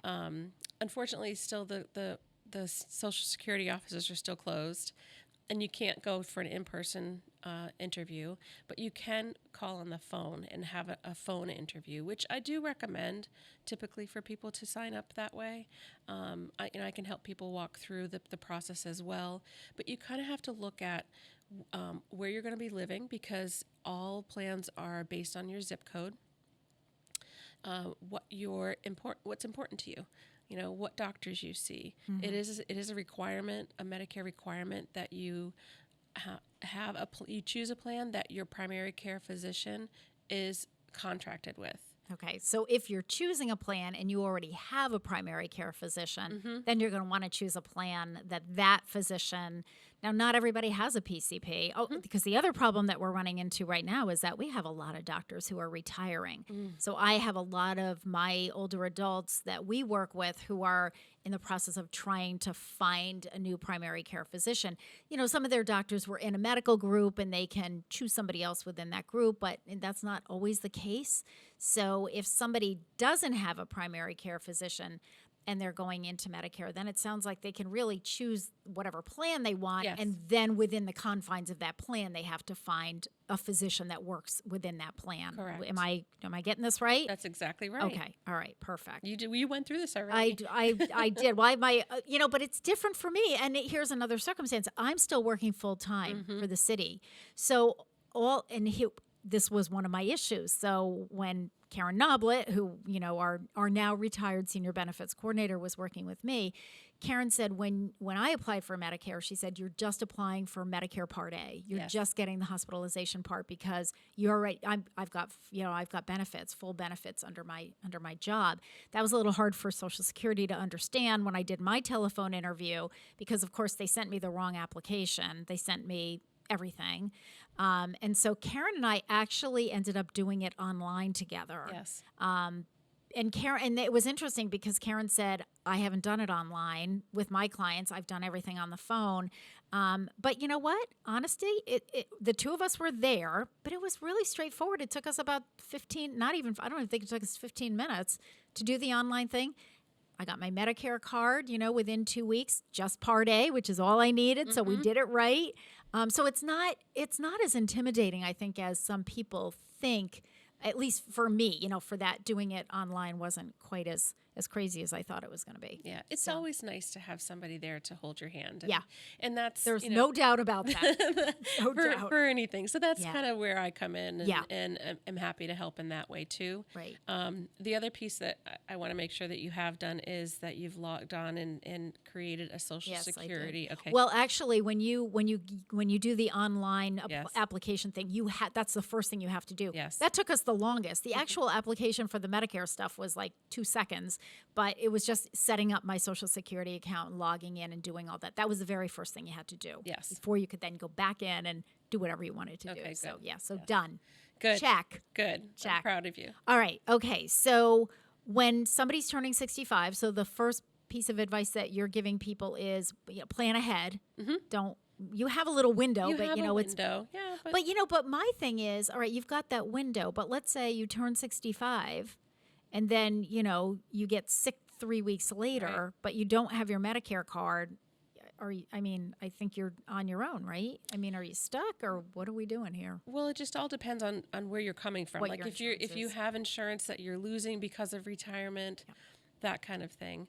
But you have to be covered before in terms of the sickness. You have to be covered before you can have the benefits for paid, it. Okay. All right. So now let's talk about how many Medicare, in the old days, it was I'm signing up for Medicare. Yes. And there's Medicare Part A and Medicare Part B and Medicare Part D, which by the way, as Karen was pointing out at her retirement function, she said there was no Part D when I first got into this 20 years ago. So let's talk a little bit about the parts of Medicare. Let's start there. Sure.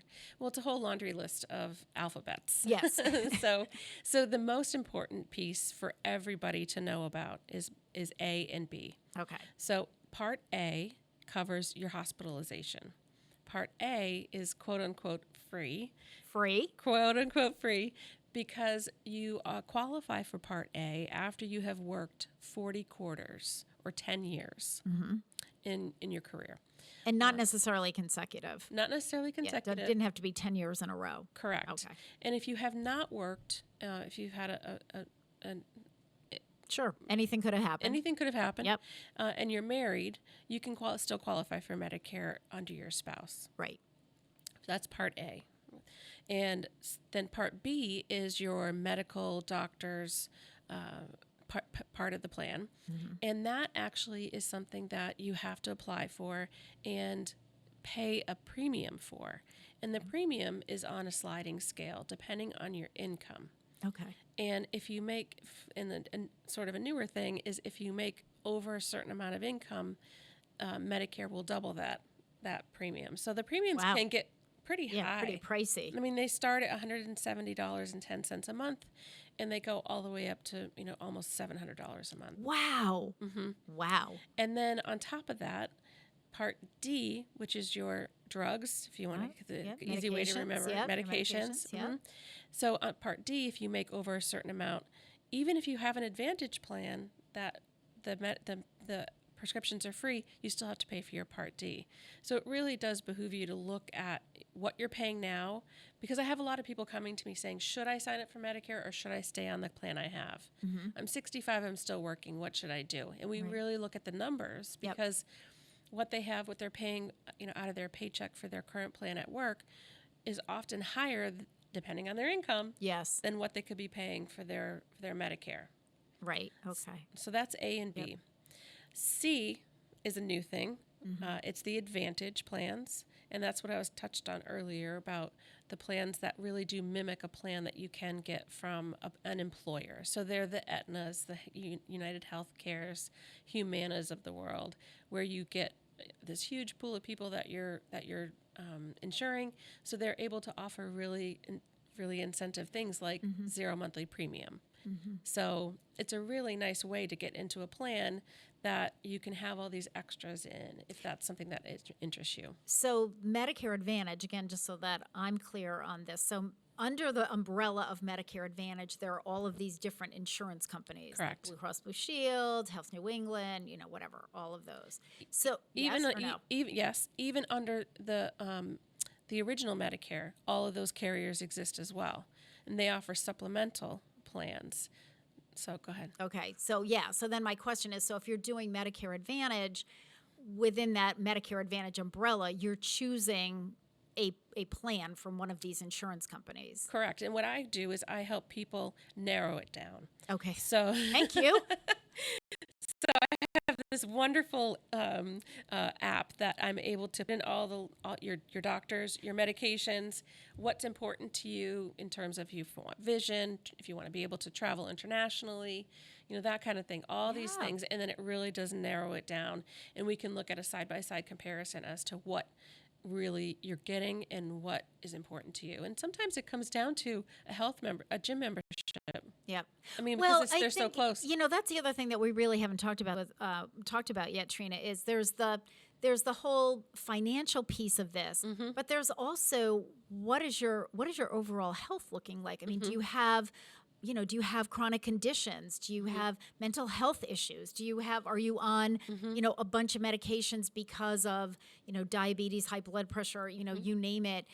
So that's the other piece of what plan might work best for you. It's also the other piece of, no, I'm not switching my primary care physician because this doc, I've been with this doc for 15 years and he or she knows me, inside out and backwards. So that's what makes this so incredibly complicated, I think. Yeah. And I find for a lot of our seniors, it's just overwhelming. Absolutely. It is just overwhelming. Absolutely. And even just the thought of it is scary. Even if, in my case, it was relatively simple. Karen kept saying to me, you're working full time. You don't have to worry about it. You're covered under. But just the thought of, I know, but it's like a change from what I've done for the last 16 years with, what do I need to do here? So I would say on average, about half of the people that I talk to, I don't recommend them changing. Just Okay. because what they have is working for them, Yeah. but it gives them peace of mind that, Yes. that Yes. what they have is okay. I'm on the right path. Yeah. There is I'm not missing something. I'm not But yeah, I had a client that sticks out in my mind last at the end of open enrollment last year, in December, and she was very compromised health wise. She was on 17 medications. She was in the catastrophic range for her drug coverage. I think she was spending $15,000 a month on medication. It was really, really bad. And I said, I don't. Yeah. You need to Yeah. stay right Yeah. where you are. Yeah. Yeah, you're perfect. So, you know what? It's 7:45. I feel like there's a lot to digest Yeah. here. So let's take a little break, and then I want to go back to original Medicare because we've talked about Medicare Part A and Medicare Part B. We've talked about Part D, which I want to talk a little bit more about. But then I also want to talk about like supplemental and Medigap. Like how does that fit in? So let's take a break. My guest this morning is Trina Moskal. She's an independent Medicare planning specialist.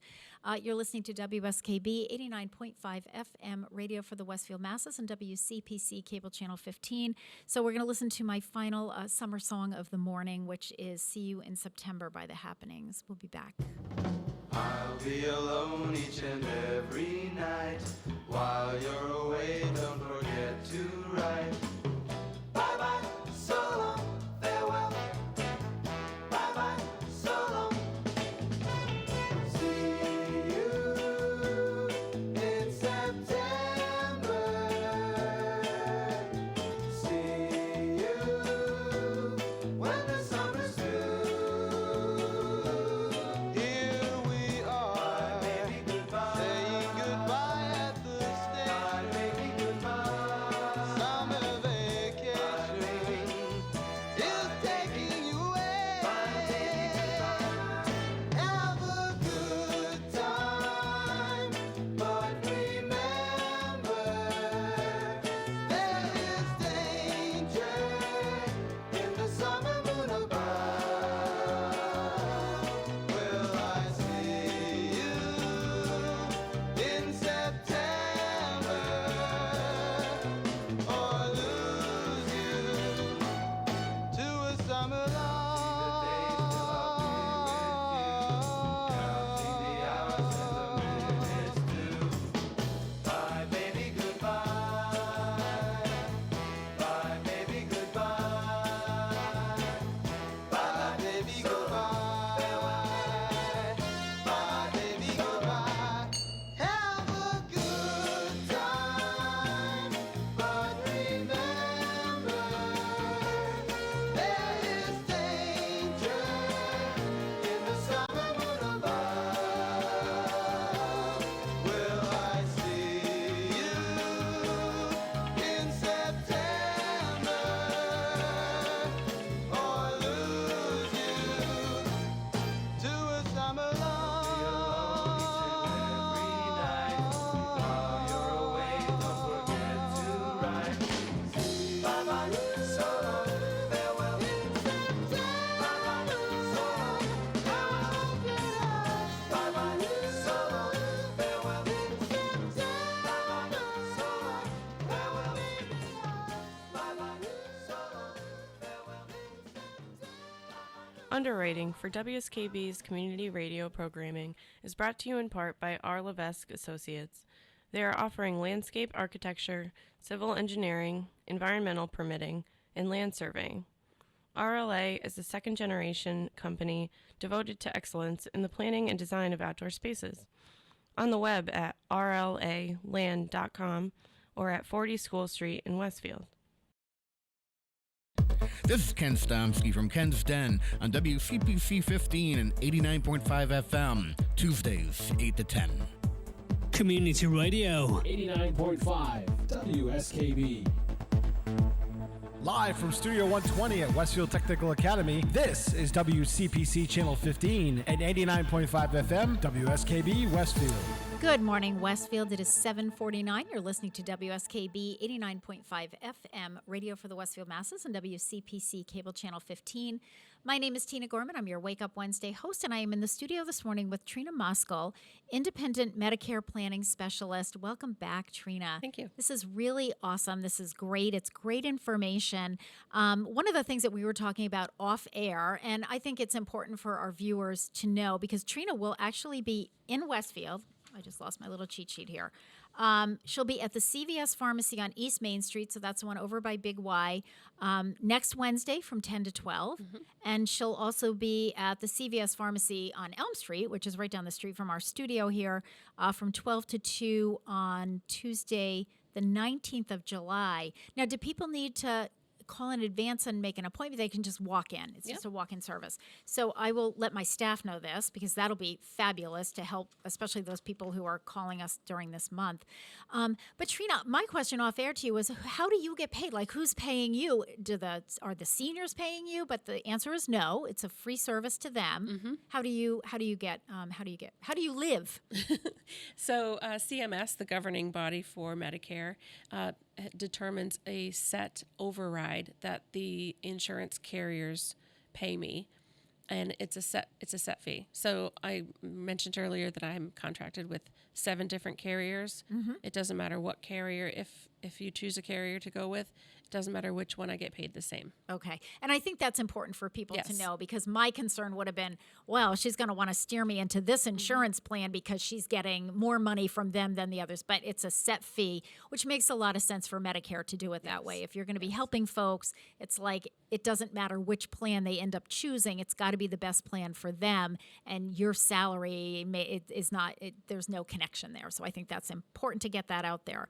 I want to go back to Original Medicare, which is Medicare Part A, the hospitalization part, and Medicare Part B, which is your doctor's visits, your lab work, your therapy, some of that extra stuff. Medicare Part D, that we touched on that, so that's your medication. And you mentioned open enrollment. So the open enrollment for Medicare Part D is It's in October. October 15th through December 7th. December 7th, right. And it's so funny because it doesn't matter what days of the week they are. Those never changes. Those are the dates. They've never changed. And during that time period, because I think this is really important, especially people who are new to Medicare, what people need to know is that's your opportunity to change your prescription drug plan if you choose to do that. And the thing that people always say to us is, well, I don't need to change because I like my plan. But what they need to know is that their provider may change what they're covering. Absolutely. So that's where the kicker is. If you're on certain medications and now your carrier next fiscal year, starting in January, we're not going to cover that anymore. That's where you have to kind of figure out, should I stay with this plan because I'm going to end up paying more? Is there another plan that will cover what I'm on? It's a very individualized. It's a very individualized thing, and I do want to just add to what you just said is that during open enrollment, you can change your entire plan. Okay. You don't have. Good to know. It's not just Part D. Okay. So you can move around freely during that time. Okay. And during that time, you look at plans for the following year. So in October of this year, we will be looking at plans that, if you choose to switch, would start January 1st of 2023. It's hard to think. It's hard to I know, talk to think about that far in 2023. advance. I know. I'm already actually studying for Mike, because with AHIP, you do have to be licensed and pass a test every year. So that's happening now. Right, and that the Shine counselors do.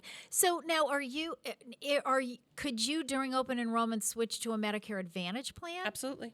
Oh my goodness, this gets just better all the time. All right, so we talked about Medicare, the original Medicare, we talked about parts A, B, D. What's Medigap insurance? What is that? So Medigap is something that, fills the gap, fills the 20% that Medicare doesn't pay. Okay. I talk to a lot of people and they say Medicare pays for everything. So maybe the plan that they're on, or they're not using it to a point where there is going to be a 20% copay. But typically you can, just like insurance that you had when you were working, you can expect some sort of out-of-pocket cost. Expenses, right. Yes. Okay. And that is one thing that I do make sure to talk about when I'm reviewing plans is the out-of-pocket cost potential. With original Medicare, there is a potential, there's no out-of-pocket cost. So you could have, and Medicare chooses to pay less as you get sicker. So it's a little, that's something to consider with original Medicare. With Medicare Advantage, with these big insurance companies, they have out-of-pocket maximums. Okay. So it's a little bit of a safety net. Okay. So, and on the Medicare Advantage, but just as an overall, because I'm trying to wrap my head around this, Trina, why would somebody choose original Medicare over Medicare Advantage? It sounds like Medicare Advantage, there's I don't know, you get a bigger bang for your buck. It kind of sounds that way, but is that not necessarily true? That's how I look at it too. I think that, to get a plan that has a 0 monthly premium, that has all these extras in it, it does seem like, you're getting a lot, and you're getting a lot for you're getting a lot for your money. Okay.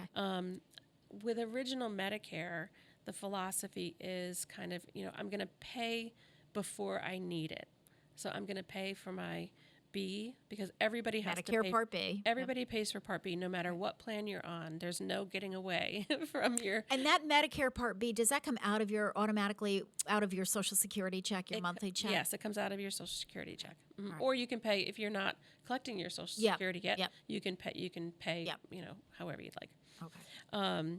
So I lost my train of thought. I'm sorry. That's okay. I'm famous for interrupting, but I just wanted to clarify that. That's okay. We were talking about Medicare. The differences. Okay, so some people like to, I'm going to pay.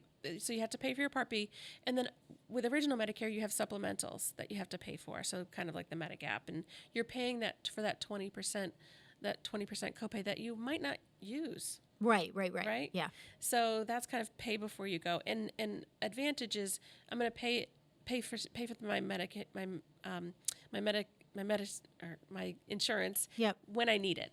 Okay. So, for instance, if you're a healthy person, really not taking any medications, not exercising, not going to the doctor once a year, they don't really need to pay as they pay in advance. Right. I might, depending on other things, I might suggest an Advantage plan. Okay. Because if you're not really using your insurance, why? Yeah. Why pay for So on the Medigap plans, what are what sort of I hate to say what's an average cost, but what could the cost be for that? Because I'm trying to I'm adding this up in my head. So if your Part B is costing anywhere from $170 to $700, depending on where you are on the income scale, how much would a Medigap plan go for? It all depends because if you have medications, I've seen that Part D's around $30 a month. Medigap, around $200 a month. So you do really have to look at the numbers. I'll tell you what, they really add up. Absolutely. You really have to look at the numbers. All right, so we got to wrap this up, which I knew this was going to happen because it's Medicare. You could talk about Medicare for about 5 hours. Of course, we would have lost half the people, the viewers, I don't get it. All right, so Trina, let's talk again. You are going to be at, I want to make sure everybody has this right. Yes. So you will be at the CVS Pharmacy on East Main Street in Westfield next Wednesday from 10 a.m. to noontime. Yes. You do not need an appointment. So for those of you that are calling the senior center, and we're still getting a lot of calls, did Karen retire yet? No, I have a question. Trina will be there to answer your question. So if it's Medicare related, Trina will be there for that. And then the following week on Tuesday, July 19th from 12 to 2, you'll be at the other CVS in Westfield, which is the one on Elm Street. It's right down the street from our studio here. To answer questions. And again, it's a free of charge service. So if you go in there and, and Trina helps you out or answers your questions, it doesn't cost you anything. I think that's important for people to know. The other thing I want to mention is I am remote. I can call you on the phone. We can Zoom. I can come to your home. I can meet you at the library. I can meet you at Panera. Yeah. I'm very flexible and can really meet you where you are and how you're comfortable talking to me. And I am also going to be at the Westfield Walmart during open enrollment. And will you be there like at a certain day of the week or a certain time of the week or one of those? It's during the entire open enrollment, and I'm sharing the spot with another person like me. Her name is Erica, and we have 20 hours a week that we have to be there. So she and I are going to be there for yeah. And Trina's going to leave me lots of her business cards before she leaves today, so that we have those with us at the Senior Center. Trina Moskal, thank you so much. This has been so great. I'm really excited to have you because honestly, if I could hire 17 senior benefits coordinators, I would be keeping them all busy. I mean, this is just one of those things that, people have so many questions and need so much guidance. So thank you so much. Good luck, folks. You are listening to WSKB 89.5 FM radio for the Westfield masses and WCPC cable channel 15. The Joe Show is after mine. I see Carol Palmer and Joe Rouse out waiting in the wings. Stay tuned. They will be here. We'll see you next week. Well, people stop me often and ask if I'm Merv Griffin, but I don't even know him. I've never seen his show. Now everybody loves him. What would they do without him? They ask me all about him, and I don't even know.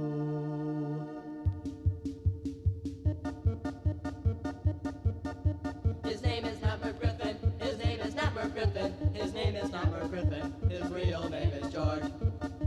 They think that they all know me. They tell me I'm their body. They want to touch my body. They want to go to bed. They give me pens and pencils. They give me candy apples. They want to see my nipples. I wish that they were dead. His name is not Merv Griffin. His name is not Merv Griffin. His name is not Merv Griffin. His real name is George.